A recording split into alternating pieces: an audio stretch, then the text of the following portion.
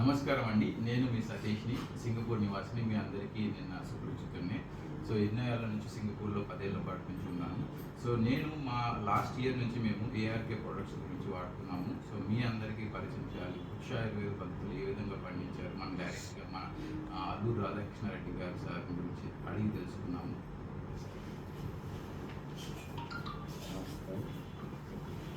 Sir ఇప్పుడు మేము so నాకు ఎన్నో సంవత్సరాల నుంచి పరిచయం ఉన్నాయి, కానీ మీరు చెప్తున్నప్పుడు కూడా నేను పెద్దగా మా ప్రోడక్ట్స్ అన్నీ ఏంటంటే ఈ కెమికల్ ఓరియంటెడ్ ప్రోడక్ట్స్కి ఎక్కువ అలవాటు పడిపోయి అనమాట. దానివల్ల ఎన్నో అనారోగ్యాలకు గురవుతున్నాం. ఇప్పుడు నేనే తీసుకుని నాకు బ్యాక్ పెయిన్ కానీ చాలా అనారోగ్య కారణాలు మా ఇంటిలో పాటి ఉన్నాం. ఎప్పుడైతే నేను ఈ ఆర్గానిక్ అంటే వృక్ష ఆయుర్వేద పద్ధతులు పండించిన పంటలు తీసుకోవడం వల్ల మనకు ఆరోగ్యమే ఔషధం, అదే అమృతంగా ఉంటుందని తెలిసినప్పటి నుంచి మిమ్మల్ని వదులుకున్న మీ దగ్గర నుంచి ప్రోడక్ట్స్ అన్నీ మేము తెచ్చుకొని మేము ఇంటిలో పాటు వాడుతున్నాము. అలానే నేను మా సింగపూర్ నివాసులకి మిమ్మల్ని పరిచయం చేయాలని మెయిన్ ఇంటెన్షన్. ఎందుకంటే మా వాళ్ళు ఎంతో పెద్ద కంపెనీ అక్కడ సింగపూర్ సమాజం 10,000 పైచిలుకున్నారు. సో వాళ్ళు కూడా మీ ప్రోడక్ట్స్ వాడుకొని మీ వాళ్ళ పేరెంట్స్ వాళ్ళ సమాజం అందరూ ఇక్కడ మన ఆంధ్రప్రదేశ్లో తెలంగాణ రాష్ట్రాల్లో ఉన్నారు కాబట్టి వాళ్ళు కూడా నెక్స్ట్ తరం నుంచి నెక్స్ట్ ఇయర్ నుంచి మీ ప్రోడక్ట్స్ అంటే ఈ రోజు నుంచి కూడా మీ ప్రోడక్ట్స్ వాడాలని కోరుకుంటూ, సో వాళ్ళకు కూడా నేను ఎటువంటి ఆరోగ్యాన్ని పొందుతున్నానో వాళ్ళకు కూడా ఈ ఆరోగ్యం పొందాలని కోరుకుంటూ మీ ముందు పరిచయం చేయాలనుకుంటున్నాను సార్. సార్ ఈ వృక్ష ఆయుర్వేద పద్ధతి అంటే ఏంటి అసలు? మనం ఆర్గానిక్ అంటారు, దానికి మనం వృక్ష ఆయుర్వేద పద్ధతి దానికి తేడా ఏంటి? ఈ కెమికల్ దానికి తేడా ఏంటి? జీగురుగా నా పేరు రాధాకృష్ణారెడ్డి, వృక్ష ఆయుర్వేద రైతుని. బేసిక్గా నేను మరైన్ ఇంజనీర్ని, వ్యాపారవేత్తగా, మైన్స్ ఓనర్గా అవన్నీ చూశాను. చూసిన తర్వాత మనం ఇప్పుడు మన ఆహారం ఏం తీసుకుంటున్నాము, ఆరోగ్యం ఎలా ఉంటుంది, ఇది అకాల మరణాలు ఇవి ఎలాగా మనకి వ్యాధి నిరోధక శక్తి తక్కువ ఉన్నందువల్ల తొందరగా విపరీతమైనటువంటి రకరకాల కొత్త డిసీజెస్ రావడం అన్నీ నా మనసు కల్పించింది. ఒక మంచి ఫుడ్ ఇవ్వాలనే కాన్సెప్ట్లో వ్యాపారాలన్నీ వస్తూ చెప్పి ఒక మంచి గురువుని వెతుక్కునే ప్రయత్నంలో 35 years ఆయన ఒక మంచి మనం ఏదైతే తీసుకోగలం వాటి మీద రీసెర్చ్ చేసి ది బెస్ట్ ప్రోడక్ట్ ఇది ఇంతకంటే ఇంక ప్రోడక్ట్ లేదనే విధంగా 35 years రీసెర్చ్ చేసిన గురువు నా గౌరవంలో నా పూర్వజన్మ సుకృతం. సో ఆయన గురువుగా నా జన్మ తరించిందని అనుకుంటున్నాను. సో దీంట్లో ఏంటంటే వృక్ష ఆయుర్వేదం ఏంటంటే వాత పిత్త కఫాన్ని అనుసరించి పాతకాలపు మునులు ఋషులు చేసిన వ్యవసాయ పద్ధతి ఇది. ఈ మూడు కరెక్ట్గా ఉంటే వాత పిత్త కఫ ఉంటే మనిషి ఎన్ని వేల సంవత్సరాలైనా జీవిస్తాడు అని చెప్పే ఆ శాస్త్రమే వృక్ష ఆయుర్వేద శాస్త్రం.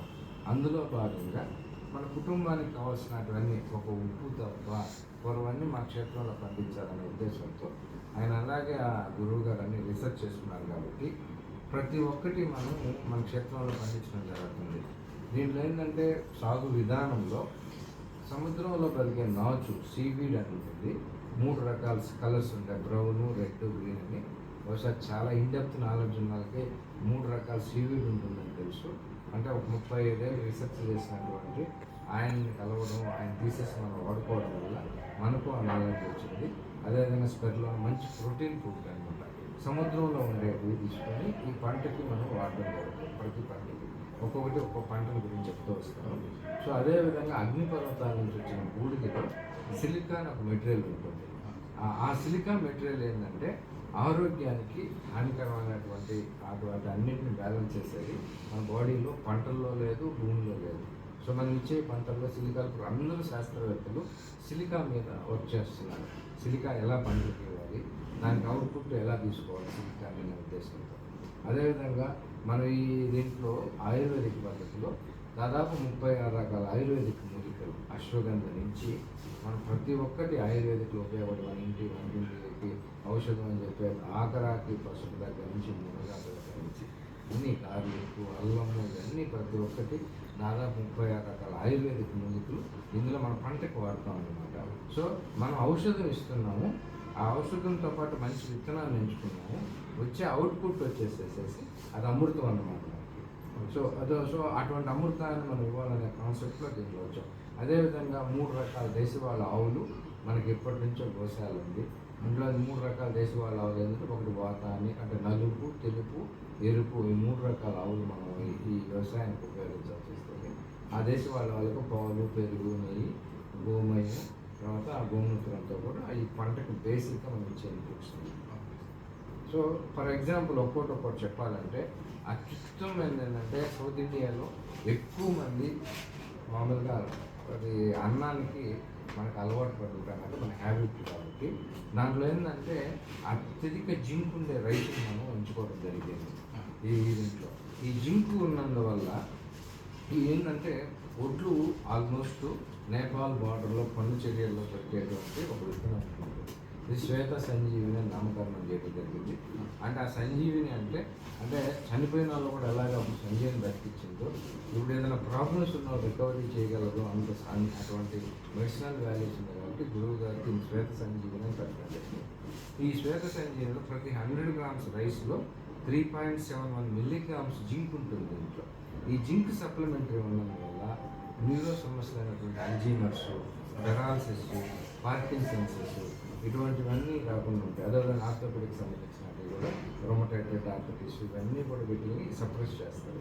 అదేవిధంగా ఒడ్లు నల్లగా ఉండడం వల్ల ఇప్పుడు ఏదైతే గ్లైసిమిక్ ఇండెక్స్ షుగర్ పేషెంట్స్కి ఇప్పుడు ఏదైతే షుగర్లెస్ రైస్ అంటున్నారో దానిలో కంటే గ్లైసిమిక్ ఇండెక్స్ అంటే షుగర్ లెవెల్ని గ్లైసిమిక్ ఇండెక్స్తో కొలుస్తారు.